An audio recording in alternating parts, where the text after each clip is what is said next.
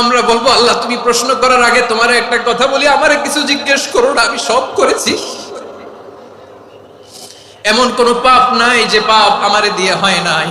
আকাশের নিচে জমিনের উপরে আমার চেয়ে বড় পাপী কেউ নাই। একটা একটা করে আল্লাহ স্বীকার করি আমি পাপী, সব পাপের স্বীকৃতি দিলাম। পৃথিবী না জানুক আমি তো জানি আমি কি পাপ করেছি। হায় আমার পাপের করলে বিচার, বাঁচার আমার নাই উপায়। দয়াময় তুমি মাফ করো আমায়, মাফ করো আমায়। আল্লাহ তাআলা যদি দয়া করে আমাদেরকে মাফ না করে, আমাদের বাঁচার কোনো উপায় নাই। আপনি কি ভেবেছেন আপনার নামাজ দিয়ে আপনি জান্নাতে যাবেন? আপনি তাহাজ্জুদ গুজার, সেজদা দিতে দিতে কপালে দাগ ফেলেছেন, এটা আপনারা জান্নাতে নেবে না।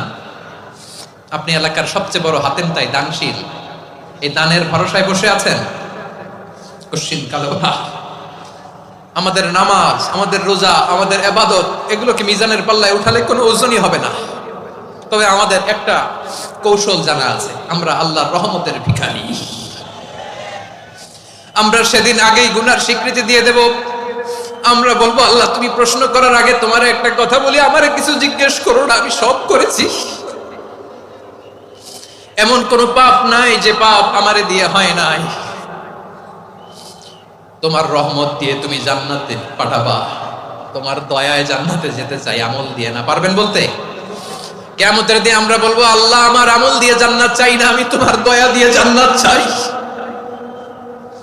তোমার দয়া ছাড়া আমার কোনো উপায় নাই।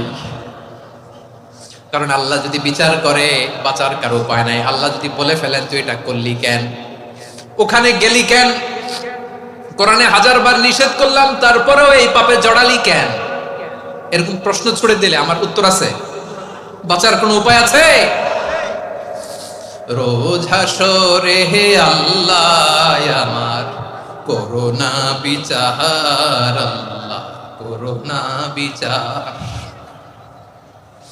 বিচার চাহি না তব দয়া চাই, এ গুনাহগার আল্লাহ করোনা বিচার। আপনার আমল দিয়ে জান্নাতে যাবেন? কি দিয়ে যাবেন? আল্লাহর দয়া দিয়ে। আল্লাহর রহম আর দয়া ছাড়া কেউ জান্নাতের চেহারাও দেখতে পাবে না। আমার প্রিয় ভাইরা, এই দোয়া আল্লাহর কাছে পছন্দনীয় হওয়ার কারণ তিনটা। দোয়ার প্রথম অংশে আছে তাওহীদ, আল্লাহর একত্ববাদের ঘোষণা।